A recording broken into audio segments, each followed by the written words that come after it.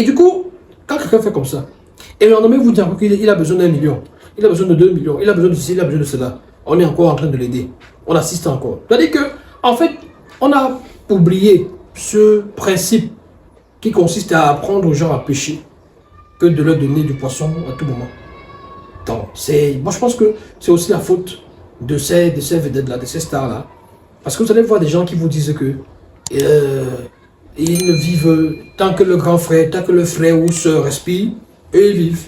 Ils sont même, leur boulot même consiste à être le petit frère de tel ou la petite sœur de tel. Donc, c'est une idée qu'il faudrait peut-être balayer dans la tête de certaines personnes. Mais parlant par exemple du fait que le petit frère de Nathalie Koua dit avoir été arrêté, Nathalie Koua aurait, il dit que Nathalie Koua a appelé la police pour le faire arrêter. On se souvient, il y a quelques mois, un jeune influenceur, j'oublie son nom, ça va certainement nous revenir. Les abonnés qui nous regardent peuvent également, les internautes, nous donner son nom en commentaire. Un jeune abonné, il y a quelques mois, c'était déjà plein de cela, de s'être fait arrêter.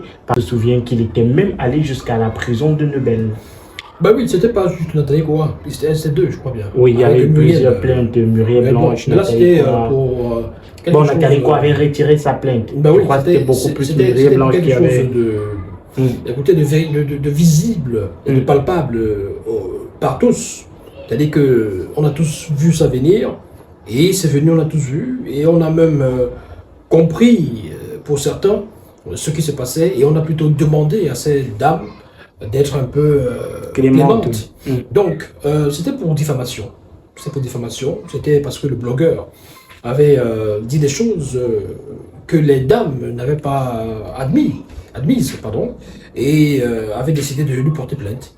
À ce niveau-là, il n'y avait pas forcément de trafic d'influence. Ça a suivi des procédures normales, logiques. Donc, sur le plan juridique, il y a une accusation. Donc, on accuse quelqu'un, un blogueur, d'avoir diffamé ou d'avoir insulté, d'avoir dit quelque chose qui n'était pas correct. Et donc, on va porter plainte et on va le convoquer. Il va donc aller se justifier, il va être interpellé, il va être enfermé. Donc, bon, on avait réclamé, nous personnellement, on avait réclamé la clémence de ces dames. Nathalie Koua avait enlevé avait retiré sa plainte, oui. Donc voilà, c'est pas le même cas de figure. Là, nous sommes vraiment en famille. On est en famille, et même si, alors je ne dis pas que... On parle peut-être du trafic d'influence pour dire qu'il y a un précédent. Je ne dis pas que ça ne puisse pas, je dis pas que ça puisse pas être possible. Peut-être il faut voir dans quelle proportion ça a été fait. Parce qu'il faut quand même se dire qu'un seul niveau, dans nos pays d'Afrique, un seul niveau, certaines personnes puissantes financièrement, certaines personnes fortunées, certaines vedettes ont des influences, ont des ramifications au sein de la police, bon, écoutez, au sein des forces de l'ordre, et peuvent parfois se permettent justement pour intimider ou bien influencer, pour donner une leçon. Donner des leçons, ça qu'ils appellent très souvent ça. Faire recours à leurs relations, des gens qui sont dans ces corps de force de l'ordre et consorts. Donc, pour pouvoir justement faire des leçons, donner des leçons à ces personnes qui se sont trouvées sur le chemin. Donc, et là, nous sommes dans un cadre familial. Alors, si Nathalie Koua a effectivement fait appel à la police pour donner des leçons à son petit frère, c'est peut-être dans le cadre d'un problème où son petit frère était fautif, où son petit frère avait abusé, parce qu'on nous fait savoir, donc Zuman, tout dans sa version, nous fait savoir qu'aujourd'hui, elle vit dans la peur. Elle vit dans la peur. Parce qu'il aurait menacé. Parce qu'il la menace, etc. etc. Donc, ce ne serait pas forcément la première fois qu'elle se sentirait comme ça. Donc, si elle l'a fait, c'était peut-être dans ce type de moment-là, où elle se dit, ça en est trop, je vais appeler la police pour qu'on essaie de voir le cas de mon petit frère, parce qu'il il en fait trop. Donc, malheureusement, c'est des images, c'est des histoires même que nous n'aimons pas trop voir ou entendre, notamment au sein des familles, parce que ça ne donne pas une image plutôt positive de la famille africaine qui est amour, qui est solidarité, qui est soutien, voilà. Puisque nous sommes dans le cadre familial, est-ce que ce genre d'affaires, ce genre d'histoire n'aurait pas pu se régler en famille? Ben oui, c'est toujours même l'idéal. C'est même l'idéal parce que le linge sale se lave en famille, dit-on. Le linge sale se lave en famille. Donc, quand le linge sale en arrive à être extirpé du cadre familial pour aller se trouver sur les réseaux sociaux, là, tout le monde peut dire ce qu'il veut et tout le monde s'en mêle et c'est comme ça que la famille peut être détruite. Parce que je pense que certaines personnes doivent comprendre quelque chose qui est très clair, c'est que c'est un problème. Quand vous y faites face, quand vous faites face à certains problèmes, la première chose à faire, c'est peut-être de convoquer les parents. C'est peut-être de faire part de ce problème-là aux parents, à la famille. Donc, convoquer peut-être des réunions de crise. Vous faites asseoir les parents. Si vous n'avez pas les parents, vous trouvez forcément des oncles. Il y a la famille africaine est vaste, elle est large. Et vous faites part de votre problème. Faites part de vos griefs contre votre frère ou contre votre sœur. Donc, dans les deux sens, c'était aussi. Vous faites part de ce que vous reprochez à votre frère ou à votre sœur. Et quand la famille écoutera forcément vos deux versions. Il faut qu'on essaie d'oublier, de s'éloigner un peu des habitudes actuelles.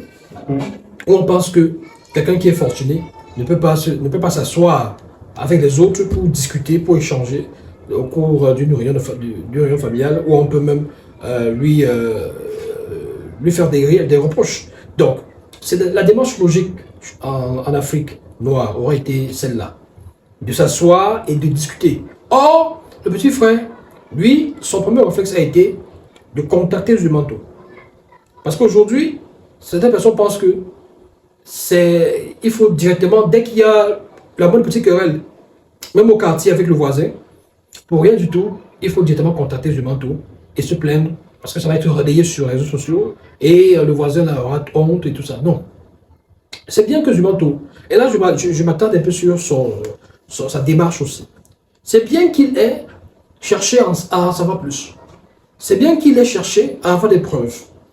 Donc, parce qu'il aurait pu se contenter de la version du garçon. Et peut-être que cette version-là n'aurait pas été la véritable version, n'aurait pas été crédible, forcément, et aurait été attaqué par Nathalie Koua, par exemple. Donc, le fait d'avoir demandé aux concernés plus de détails, et que lui, il n'a pas été capable d'apporter des éléments de preuve, parce que c'est le cas de le dire, selon Zumanto, le gars n'a pas été capable d'apporter des éléments de preuve. On lui a demandé pas mal de choses, il n'a pas été capable d'apporter des éléments de preuve. On se rend compte alors, selon Zumanto, il se rend compte que là, il s'agit d'une dénonciation calomnieuse, parce qu'il veut salir sa soeur, il veut ternir l'image de sa soeur, tout simplement. Voilà donc une attitude aujourd'hui d'un jeune Camerounais qui, au lieu de trouver des moyens pour arranger les problèmes familiaux avec sa soeur, auprès des parents, ou des grands-parents, ou des oncles et tantes et consorts, préfère aller sur Facebook pour calomnier sa soeur. Je dis bien calomnier sa soeur. Donc, c'est des choses incroyables. C'est aussi la faute aux réseaux sociaux, parce qu'aujourd'hui, tout est Facebook, tout est Instagram, tout est X, parce que Twitter est devenu X, voilà. Et ça va très vite. Ça va très vite. Il suffit d'avoir une petite dispute avec quelqu'un dans la rue, et peut-être vous filmez même ça à votre insu, vous n'en savez rien. Ça se retrouve sur la toile, avec des détails qui vous dépassent. Vous vous demandez, est-ce que c'est de moi qu'on parle là? C'est incroyable, et tout le monde vient vous insulter. Donc voilà, c'est quand même quelque chose d'assez terrible. Je pense que ce qu'il y a lieu de faire, Nathalie Koua quand même une personnalité publique, il faut peut-être la protéger. Elle devrait se rapprocher encore des forces de l'ordre. Je ne pense pas qu'elle soit au pays actuellement, puisqu'on nous a fait savoir, il ne sait pas si elle est revenue au pays. Il faut se rapprocher des forces de l'ordre pour mieux expliquer ce qui s'est passé. Et que ce garçon, parce qu'il faut quand même dire que par le passé, elle a peut-être multiplié des choses comme ça, mais elle a fini par retirer des plaintes. Nathalie Koua a souvent fait arrêter son petit frère parce qu'il exagérait, mais sauf que devant les autorités, elle a toujours retiré ses plaintes parce qu'elle estimait que c'est son petit frère, elle devait lui accorder une nouvelle chance. Donc voilà, c'est quand même terrible.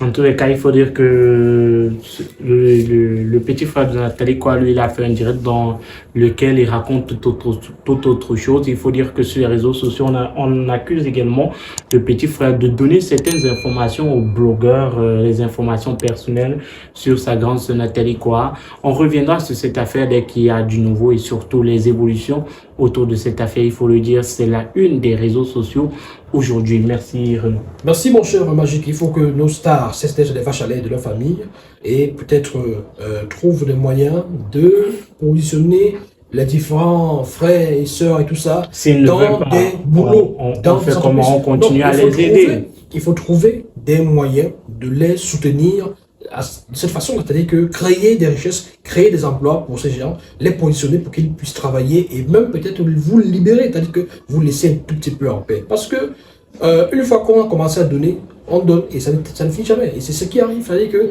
finalement les chantages, tout ça, voilà, c'est quand même terrible. Et ce qui se passe, voilà, aujourd'hui, donc ils balancent des informations aux blogueurs. Parce que c'est peut-être pour faire des chantages à sa soeur. Peut-être qu'il demande à sa soeur de lui donner quelque chose et qu'elle lui dit qu'elle n'en a pas. Il dit que si elle n'en a pas, il va bloquer, il va contacter les blogueurs pour que des informations fuitent. Donc c'est quand même terrible. Merci à tous d'avoir regardé la vidéo. Vous avez la possibilité de réagir en commentaire, liker la vidéo, commenter, surtout partager avec vos proches. Si vous êtes nouveau sur la chaîne, abonnez-vous et cliquez sur la cloche de notification pour ne rien manquer de nos prochaines vidéos. À très bientôt.